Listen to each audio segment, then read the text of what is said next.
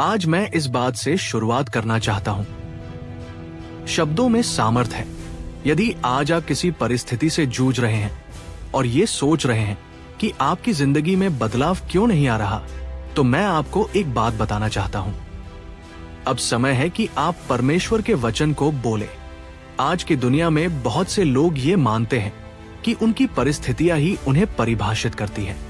वे जो देखते हैं, जो सुनते हैं और जो महसूस करते हैं, उसी के आधार पर ये तय करते हैं कि वे क्या पा सकते हैं और क्या नहीं।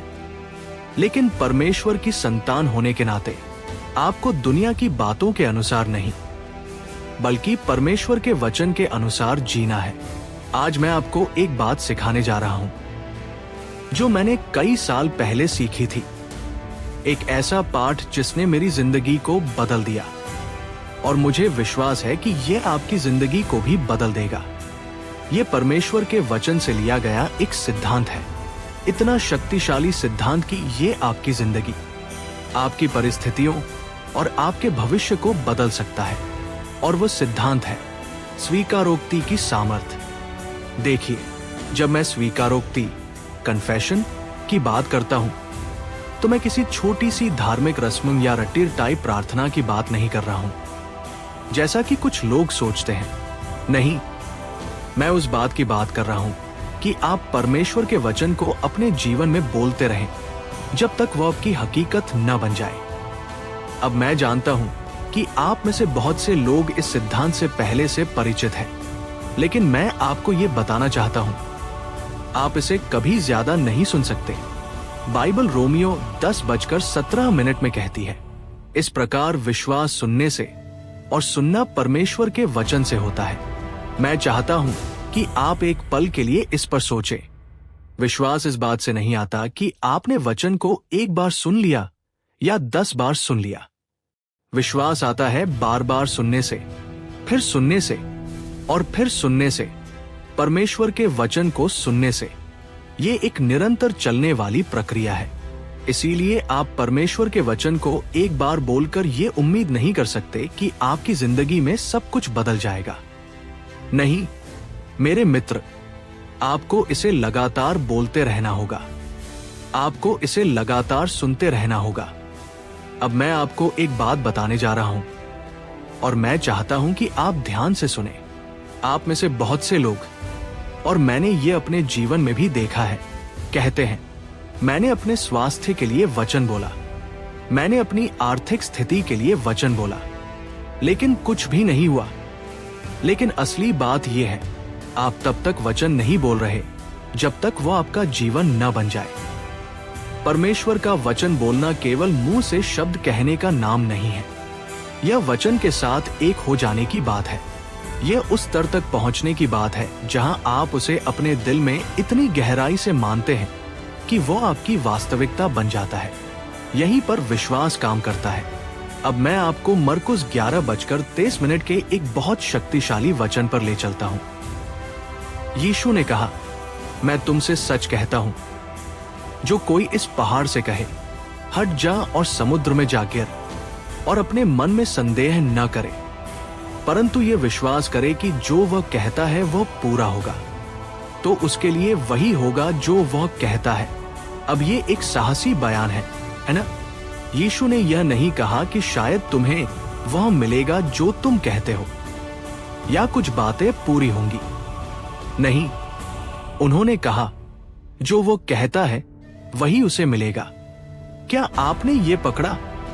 उन्होंने कहा, जो कोई, इसका मतलब आप, इसका मतलब मैं, इसका मतलब हर वो व्यक्ति जो परमेश्वर के वचन पर विश्वास करने का साहस करता है, उसे बोलता है और संदेह नहीं करता। लेकिन यहां कुंजी क्या है?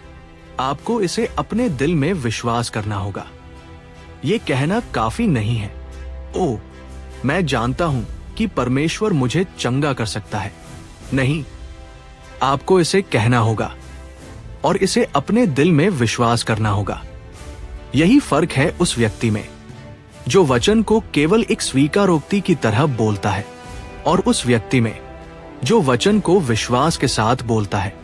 मुझे याद है, कई साल पहले जब मैं सेवकाई में अभी अभी शुरुआत कर रहा था, तब मैं इतना गंभीर रूप से बीमार था कि डॉक्टरों ने मुझे मरने के लिए छोड़ दिया था।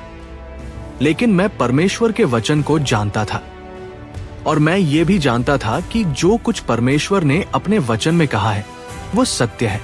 इसलिए मैंने परमेश्वर के वचन को जोर से बोलना शुरू किया। मैं कहता था, उसकी मार खाने से मैं चंगा हो गया हूं।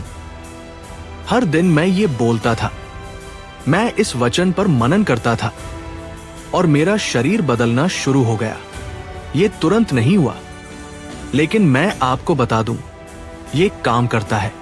मुझे उस वचन को तब तक बोलना पड़ा जब तक वह मेरे भीतर वास्तविक न बन गया। मुझे उसे तब तक बोलना पड़ा जब तक वह मेरी आत्मा में गहराई से उतर न गया। मेरे मित्रों, शब्दों में सामर्थ्य है। नीतिवचन 18:21 कहता है, मृत्यु और जीवन जीभ के अधिकार में है, और यदि मृत्यु और जीवन जीभ के अधिकार में है तो विश्वास और भय भी जीभ के अधिकार में है। इसलिए आज मैं आपको चुनौती देना चाहता हूं। आप क्या बोल रहे हैं, जीवन या मृत्यु, जय या हार? परमेश्वर का वचन सामर्थ्य से भरा हुआ है, लेकिन वही सामर्थ्य आपके जीवन में तब प्रकट होती है जब आप उसे अपने मुंह से स्वीकार करते हैं, जब आप उसे बोलते हैं। अब मैं नहीं चाहता कि आप मुझे गलत समझें। यह कोई जादुई मंत्र नहीं है और न ही कोई ऐसी विधि है जिससे हम जबरदस्ती कुछ करवाए। नहीं, ये विश्वास से जीना है। जब आप वचन बोलते हैं तो आप स्वयं को परमेश्वर की इच्छा के साथ जोड़ते हैं और वहीं से चमत्कार प्रकट होते हैं। मुझे याद है, कई साल पहले एक महिला मेरे पास आई और बोली, भाई हैगिन, मुझे समझ नहीं आता कि परमेश्वर ने मुझे अब तक चंगा क्यों नहीं किया। मैं चंगाई के लिए विश्वास कर रही हूं, मैं प्रार्थना भी कर रही हूं, लेकिन कुछ भी नहीं बदला। मैंने उससे पूछा, क्या तुम अपने जीवन पर वचन बोल रही हो? उसने कहा, मैं प्रार्थना तो कर रही हूं। मैंने कहा, यह ठीक है, लेकिन अब हर दिन ऊंचे स्वर में वचन बोलो। अपने जीवन पर वचन बोलो, उसे कहो, उस पर विश्वास करो। और जानते हो क्या हुआ? कुछ ही महीनों बाद वो वापस आई और बोली, भाई हैगिन, मैं पूरी तरह चंगी हो गई हूं। मैं वचन बोलती रही और वह पूरा हो गया। यही तरीका है। वचन तब काम करता है जब आप वचन पर काम करते हैं। आज हम सीखेंगे कि वचन को इस प्रकार कैसे बोला जाए कि वो वास्तविक और दिखाई देने वाले परिणाम उत्पन्न करे। लेकिन आगे बढ़ने से पहले मैं चाहता हूं कि आप मेरे साथ ऊंचे स्वर में ये कहें, मैं परमेश्वर के वचन पर विश्वास करता हूं। मैं परमेश्वर के वचन को बोलता हूं। मैं अपनी स्वीकारोक्ति की सामर्थ्य में चलता हूं। इसे फिर से कहिए, मैं परमेश्वर के वचन पर विश्वास करता हूं। मैं परमेश्वर के वचन को बोलता हूं। मैं अपनी स्वीकारोक्ति की सामर्थ्य में चलता हूं। बस इतना ही मेरे मित्रों। आप अपने विश्वास की चाल में एक नए स्तर की ओर बढ़ रहे हैं। अब मुझे यहां आपके साथ थोड़ा और गहराई में जाने दीजिए। हम पहले ही यह स्थापित कर चुके हैं कि शब्द शक्तिशाली होते हैं, लेकिन अब मैं आपको दिखाना चाहता हूं कि वे वास्तव में कितने शक्तिशाली हैं। देखिए, परमेश्वर शब्दों का परमेश्वर है। जो कुछ भी उसने सृष्टि किया, उसने शब्दों के द्वारा किया। जब आप उत्पत्ति 1:03 में शुरुआत पर जाते हैं तो बाइबल कहती है, और परमेश्वर ने कहा, उजियाला हो, और उजियाला हो गया। क्या आपने ये पकड़ा? परमेश्वर ने बोला और वो अस्तित्व में आ गया। यही शब्दों की सामर्थ्य है। और क्या आप जानते हैं कि परमेश्वर ने शब्दों का उपयोग क्यों किया? उसे ऐसा करना आवश्यक नहीं था। वो केवल सोच भी सकता था और वो हो जाता। लेकिन उसने बोला, क्योंकि वो हमें ये समझाना चाहता था कि शब्दों में सामर्थ्य होती है। जब परमेश्वर बोलता है तो चीजें घटित होती हैं, और जब आप बोलते हैं तब भी चीजें घटित होती हैं। अब मैं जानता हूं कि आप में से कुछ लोग सोच रहे होंगे, भाई हैगन, जब मैं वचन बोलता हूं तो मुझे कुछ महसूस नहीं होता। कुछ भी नहीं हो रहा, लेकिन मैं आपको एक बात बताता हूं। भावनाएं वास्तविकता को निर्धारित नहीं करती। आपकी भावनाएं यह तय नहीं करती कि परमेश्वर क्या कर सकता है। परमेश्वर का वचन सत्य है, चाहे आप कुछ भी महसूस करें। भावनाएं बदलती रहती हैं, ऊपर नीचे होती रहती हैं। एक दिन आप विश्वास में मजबूत महसूस करते हैं और अगले दिन कमजोर, लेकिन परमेश्वर का वचन कभी नहीं बदलता। इब्रानियों 13:08 कहता है, यीशु मसीह कल और आज और सदा एक सा है, और यदि वह नहीं बदलता तो उसका वचन भी नहीं बदलता। अब एक और पवित्र शास्त्र देखें। यशायाह 55:10-11 में लिखा है, क्योंकि जैसे वर्षा और हिम आकाश से गिरते हैं और वहां लौट कर नहीं जाते, परंतु पृथ्वी को सींचते हैं और उसे उपजाऊ बनाते हैं, कि वह बोने वाले को बीज और खाने वाले को रोटी दे, उसी प्रकार मेरा वचन भी होगा जो मेरे मुंह से निकलता है। वह मेरे पास व्यर्थ लौट कर नहीं आएगा, परंतु जो मेरी इच्छा है उसे पूरा करेगा, और जिस काम के लिए मैंने उसे भेजा है उसमें सफल होगा। परमेश्वर की महिमा हो। क्या आप ये देख पा रहे हैं? परमेश्वर का वचन व्यर्थ वापस नहीं लौटता। वो वही पूरा करता है जिसके लिए उसे भेजा गया है। और जब आप उस वचन को अपने मुंह से बोलते हैं, तो आप उसे अपने जीवन में कुछ करने के लिए छोड़ते हैं। वो वही करेगा जिसके लिए आप उसे भेजते हैं, यदि आप केवल विश्वास करें और उसे बोले। देखिए, बहुत से लोग यहाँ चूक जाते हैं। वे वचन तो बोलते हैं, लेकिन उसे काम करने का समय नहीं देते। वे कहते हैं, मैं 1 हफ्ते से ये वचन बोल रहा हूं और कुछ भी नहीं हुआ। तो रुकिए मत, बोलते रहिए, तब तक बोलते रहिए जब तक आप उसकी प्रकटता न देख लें। जब आप वचन बोलते हैं तो ये ऐसे है जैसे आप जमीन में बीज बो रहे हो। क्या बीज बोते ही तुरंत उग जाता है? नहीं, उसे बढ़ने में समय लगता है। लेकिन यदि आप उस बीज को विश्वास भरे शब्दों से सींचते रहें, तो वो अवश्य फसल लाएगा। ये याद रखिए, स्वीकारोक्ति वह बीज है जिसे आप बोते हैं।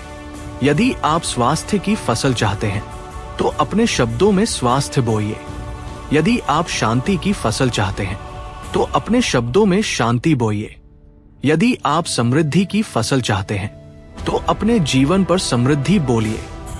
और आप इसे केवल एक बार नहीं बोलते, आप इसे बार बार बोलते हैं, जब तक वो पूरा न हो जाए।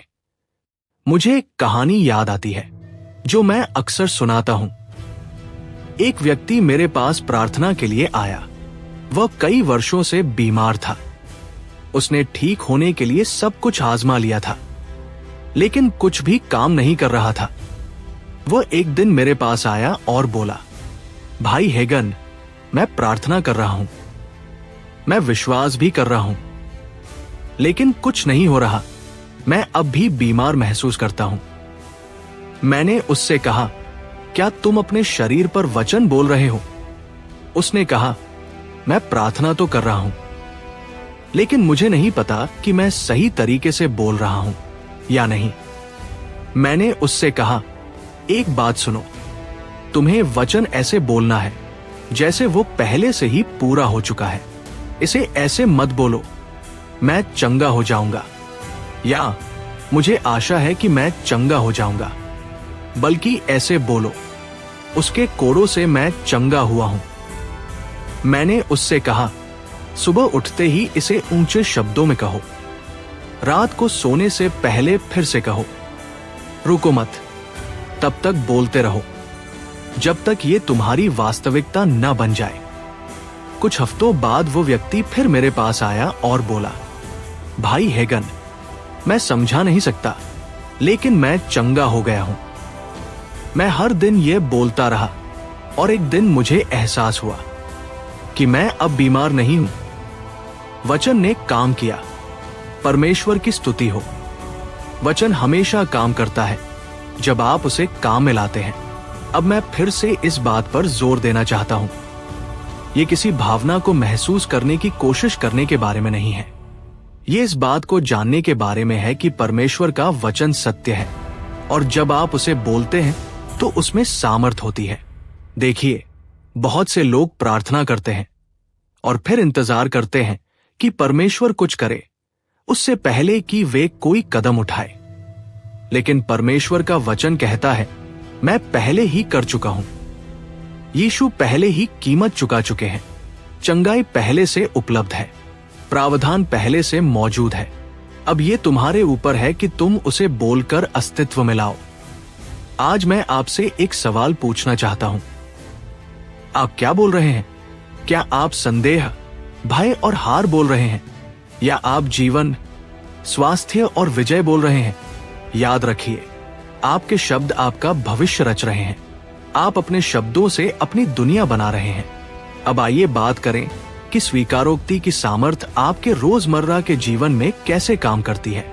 यदि आप चाहते हैं कि परमेश्वर का वचन आपकी परिस्थितियों को बदल दे, तो आपको अपने शब्दों के द्वारा विश्वास में चलना सीखना होगा।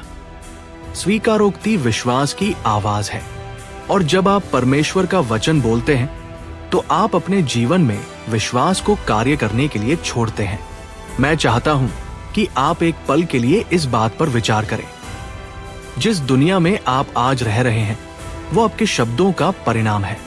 हाँ, बिल्कुल, आपके चारों ओर का वातावरण, जिन परिस्थितियों का आप सामना कर रहे हैं, यहां तक कि जिन समस्याओं से आप जूझ रहे हैं, वे उन शब्दों का परिणाम है जिन्हें आपने जानबूझकर या अनजाने में बोला है।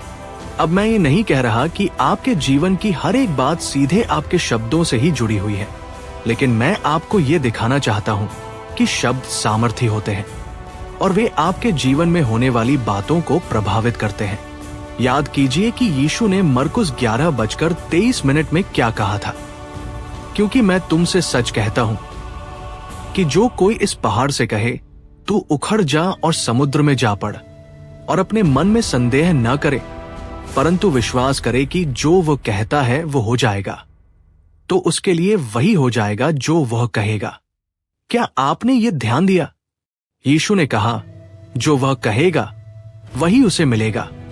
उन्होंने ये नहीं कहा कि उसे वही मिलेगा जो वह सोचता है या जिसकी वह आशा करता है। नहीं, यीशु बिल्कुल स्पष्ट थे, तुम वही पाओगे जो तुम बोलते हो। लेकिन यहां एक कुंजी है, आप कुछ भी बोल दें और यह उम्मीद करें कि वह काम करेगा, ऐसा नहीं है। आपको वही बोलना होगा जो वचन कहता है, और आपको उसे विश्वास में बोलना होगा। मैं इसे फिर से कहना चाहता हूं, आपको उसे विश्वास में बोलना होगा। यहीं पर बहुत से लोग चूक जाते हैं।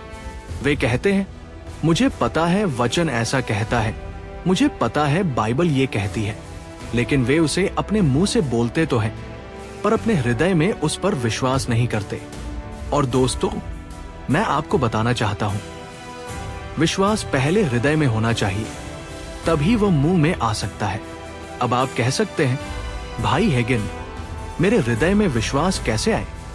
रोमियो 10:17 हमें बताता है, इस प्रकार विश्वास सुनने से, और सुनना मसीह के वचन से होता है। और जितना अधिक आप वचन को सुनते हैं, उतना ही आपका विश्वास बढ़ता है। इसलिए ये इतना जरूरी है कि आप लगातार परमेश्वर का वचन बोलते रहें और परमेश्वर का वचन सुनते रहें। और मैं आपको बताता हूं, जैसे ही आप अपने जीवन पर परमेश्वर का वचन बोलना शुरू करते हैं, आपके हृदय में विश्वास उठने लगता है। जो वचन आप बोलते हैं वो विश्वास के बीज बोने जैसा है, और आप उन बीजों को बोकर चले नहीं जाते। नहीं, आप उन्हें और शब्दों से और विश्वास से भरे शब्दों से सींचते हैं। आप उन्हें अपनी स्वीकारोक्ति से सींचते हैं। आप दिन रात उन्हें बोलते रहते हैं। ये एक शक्तिशाली सत्य है। जो आप अपने मुंह से स्वीकार करते हैं, वही आप अपने जीवन में प्राप्त करते हैं। परमेश्वर ने संसार को इसी तरह काम करने के लिए बनाया है। उसने बोला और चीजें अस्तित्व में आ गई। और यही सिद्धांत आप और मेरे ऊपर भी लागू होता है। हम बोलते हैं और चीजें हमारे जीवन में अस्तित्व में आती हैं। लेकिन फिर से यह सब विश्वास में किया जाना चाहिए। अब मैं आपको एक उदाहरण देना चाहता हूं, जो मुझे लगता है कि आपको ये समझने में उसके पास परमेश्वर की ओर से कोई ऐसा वचन, प्रतिज्ञा नहीं था जिस पर वो खड़ा हो सके। मैंने उसकी ओर देखा और कहा, तो फिर इससे पहले कि मैं तुम्हारे लिए प्रार्थना करूं, हमें परमेश्वर के वचन में कुछ ऐसा ढूंढना होगा जो तुम्हारी स्थिति को ढकता हो। मैंने बाइबल को यशाया 53:5 पर खोला और पढ़ा, परंतु वो हमारे अपराधों के कारण घायल किया गया, वह हमारे अधर्म के कामों के कारण कुचला गया, हमारी शांति के लिए उस पर ताड़ना पड़ी और उसके कोड़ों से हम चंगे हो गए। मैंने उससे कहा, क्या तुम विश्वास करते हो कि ये सत्य है? उसने सिर हिलाकर हाँ कहा। तब मैंने उससे कहा, यदि तुम इस पर विश्वास करते हो तो तुम्हें इसे अपने मुंह से बोलना होगा। तुम्हें कहना होगा, उसके कोड़ों से मैं चंगा हो गया हूं। इसे जोर से बोलो, केवल मन में मत सोचो, तुम्हें इसे अपने मुंह से कहना होगा। वो व्यक्ति यद्यपि बहुत कमजोर और बीमार था, फिर भी प्रतिदिन विश्वास में उन शब्दों को बोलने लगा। वो उन शब्दों को अपने ऊपर बोलता रहा। अधिक समय नहीं लगा कि उसकी सेहत बदलने लगी, उसकी सांसें आसान होने लगी और उसकी ताकत लौटने लगी। वचन ने काम किया और केवल कुछ ही हफ्तों में वो पूरी तरह से चंगा हो गया। ये अद्भुत था, लेकिन यह किसी अचानक आई सामर्थ की लहर का चमत्कार नहीं था। यह उसकी स्वीकारोक्ति के द्वारा काम करता हुआ परमेश्वर का वचन था। स्वीकारोक्ति का यह सिद्धांत आपके जीवन के हर क्षेत्र में इसी तरह काम करता है। आपकी आर्थिक स्थिति में, आपके संबंधों में और आपके स्वास्थ्य में परमेश्वर का वचन एक सामर्थी बीज है, और जब आप उसे स्वीकारोक्ति के द्वारा बोते हैं तो वो अवश्य ही फल उत्पन्न करेगा। लेकिन आपको इसे लगातार बोलते रहना होगा, दिन पर दिन, अपने हृदय में विश्वास करते हुए और अपने मुंह से बोलते हुए। इसी तरह परिणाम आते हैं। मुझे याद है, जब मैं पहली बार इस सिद्धांत को सीख रहा था तो मैंने अपने शरीर पर चंगाई की स्वीकारोक्ति करना शुरू किया। मुझे तुरंत चंगा हुआ महसूस नहीं हुआ। ये एक रात में नहीं हुआ, लेकिन मैं लगातार वचन बोलता रहा और कुछ समय बाद मैंने एक बात नोटिस की। मैं अब बीमार नहीं था, मेरा शरीर चंगा हो चुका था। और फिर क्या हुआ जानते हैं? लोग मुझसे पूछने लगे, भाई हेगिन, आप कैसे चंगे हुए? और मैं बस यही कहता, मैंने अपने शरीर पर परमेश्वर का वचन बोला और तब तक बोलता रहा जब तक वह मेरे जीवन में वास्तविकता नहीं बन गया। तो मेरे मित्रों, यदि आप अपने जीवन में स्वीकारोक्ति की सामर्थ्य को काम करते हुए देखना चाहते हैं तो आपको प्रतिदिन परमेश्वर का वचन बोलना शुरू करना होगा। किसी संकट का इंतजार मत कीजिए, चीजों के बिगड़ने का इंतजार मत कीजिए, अभी शुरू कीजिए। हर दिन वचन बोलिए और देखिए कि वह आपके जीवन को कैसे बदल देता है। आप उस परिवर्तन को देखकर चकित रह जाएंगे। अब आइए स्वीकारोक्ति के इस शक्तिशाली सिद्धांत को 3 सरल चरणों में समझते हैं, जिन्हें आप अभी से अपने जीवन में लागू कर सकते हैं। यदि आप इन चरणों का पालन करेंगे तो मैं आपको आश्वस्त करता हूं कि परमेश्वर का वचन आपके लिए भी वैसे ही काम करना शुरू कर देगा जैसे उसने बहुतों के लिए किया है। पहला चरण, परमेश्वर के वचन में प्रतिज्ञा को खोजिए। आपको यह जानना होगा कि आपकी स्थिति के विषय में परमेश्वर ने पहले से क्या कहा है। बाइबल प्रतिज्ञाओं से भरी हुई है, चंगाई की, छुटकारे की, प्रावधान की, शांति की और विजय की। लेकिन यदि आपको यही नहीं पता कि वे प्रतिज्ञाएं क्या हैं, तो आप उन पर कैसे खड़े होंगे? मत्ती 7:07 में यीशु ने कहा, मांगो तो तुम्हें दिया जाएगा, ढूंढो तो पाओगे, खटखटाओ तो तुम्हारे लिए खोला जाएगा। देखिए, परमेश्वर ने आपकी हर आवश्यकता के लिए पहले ही प्रतिज्ञा कर दी है। लेकिन जैसे उस व्यक्ति के साथ हुआ जिसके लिए मैंने अस्पताल में प्रार्थना की थी, यदि आपको यही नहीं पता कि परमेश्वर का वचन क्या कहता है, तो आप उसे कैसे दावा करेंगे? आप उसे विश्वास में कैसे बोलेंगे? मैं आपको एक रहस्य बताता हूं। आपकी स्वीकारोक्ति जितनी विशिष्ट, स्पष्ट होगी, वो उतनी ही सामर्थी होगी। केवल ये मत कहिए, प्रभु मुझे चंगा कर, नहीं। उस विशेष प्रतिज्ञा को खोजिए जो आपकी आवश्यकता के बारे में बात करती है।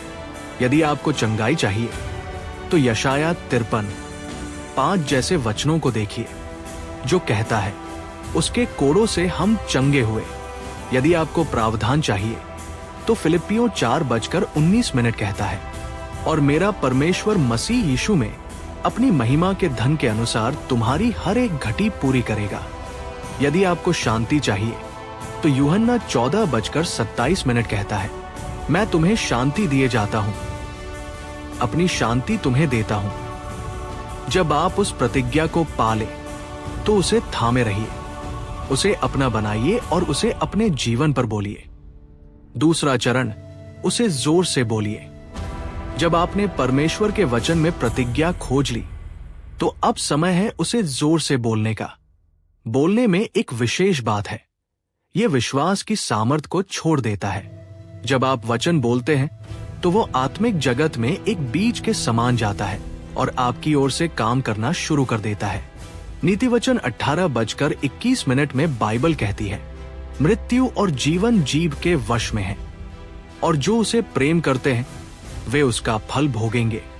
इसका अर्थ है कि जब आप बोलते हैं तो आप बीज बो रहे होते हैं, और वे बीज फल लाएंगे, या तो अच्छा फल या बुरा फल। चुनाव आपका है। परमेश्वर ने हमें जीव की सामर्थ्य दी है कि हम जीवन या मृत्यु बोले। हमें जीवन बोलने का चुनाव करना है। वचन बोलिए, वही बोलिए जो परमेश्वर ने पहले ही प्रतिज्ञा किया है, और आप उसे पूरा होते हुए देखेंगे।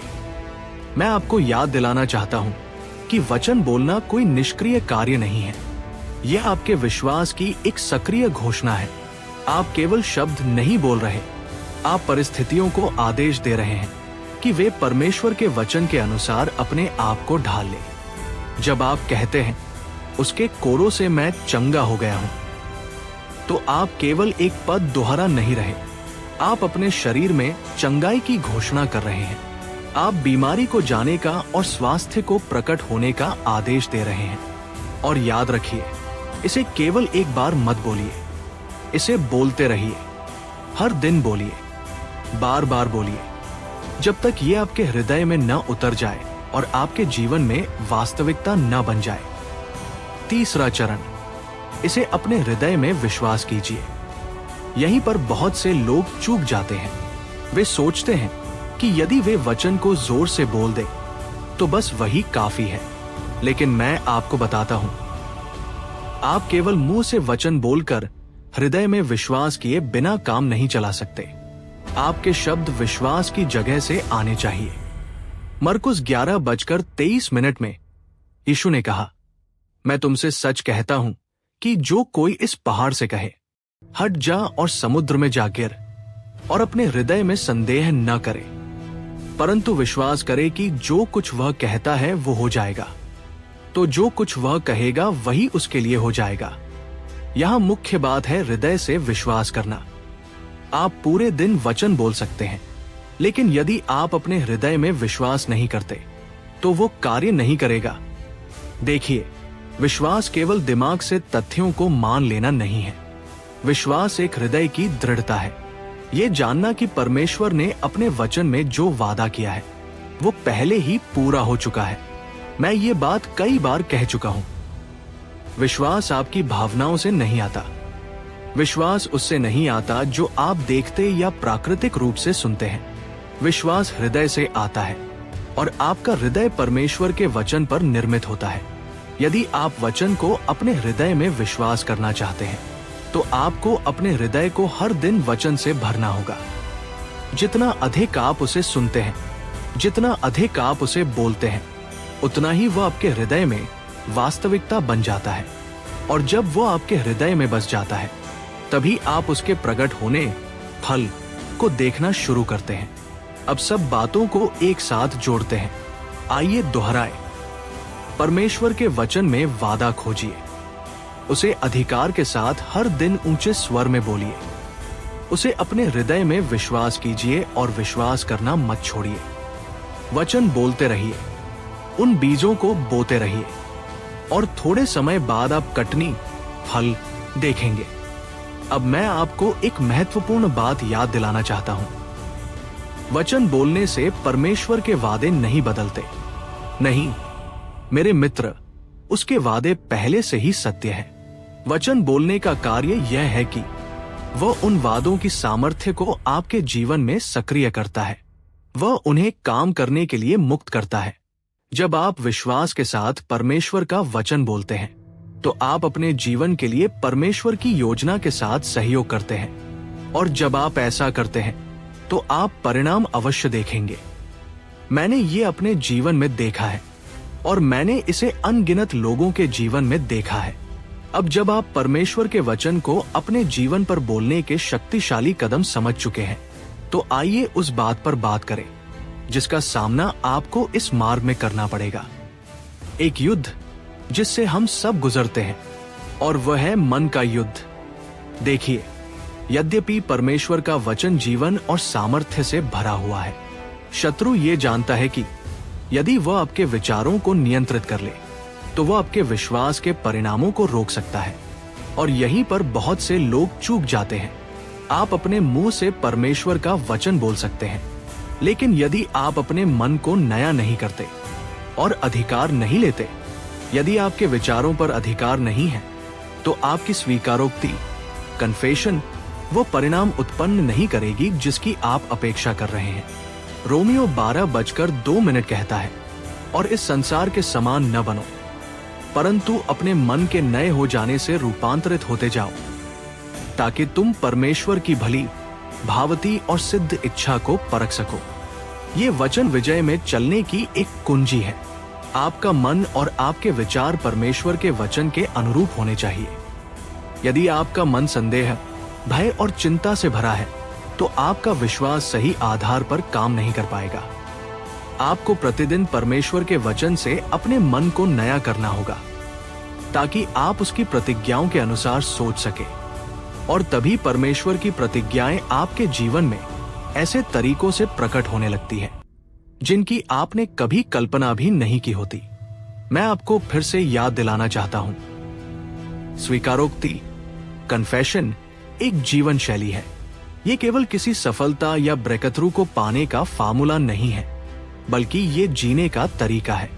आप वचन इसलिए बोलते हैं क्योंकि वही आपकी पहचान है। जब आप वचन बोलते हैं तो आप उस पहचान से बोलते हैं जो परमेश्वर ने आपको मसीह में दी है, और जब आप परमेश्वर के वचन के अनुसार बोलते हैं तो आप हमेशा विजय में चलते हैं। अब जब हमने सभी आवश्यक सिद्धांतों को समझ लिया है, स्वीकारोक्ति की सामर्थ्य, परमेश्वर के वचन को कैसे बोलना है और संदेह पर कैसे जय पाना है, तो मैं आपको एक चुनौती देना चाहता हूं। ये चुनौती, यदि आप इसे स्वीकार करते हैं तो आपका जीवन बदल देगी। जीवन बदलने वाली स्वीकारोक्ति की चुनौती। मैं आपसे ये करने के लिए कह रहा हूं कि अगले 30 दिनों तक हर दिन अपने जीवन पर परमेश्वर का वचन बोलें। केवल तब न करें जब मन करे, और यदि तुरंत परिणाम न दिखे तो रुके नहीं, लगातार करते रहें। ये चुनौती आपकी विश्वास को उठाने, आपके जीवन को बदलने और आपको वास्तविक ब्रेकथ्रू का अनुभव कराने के लिए है।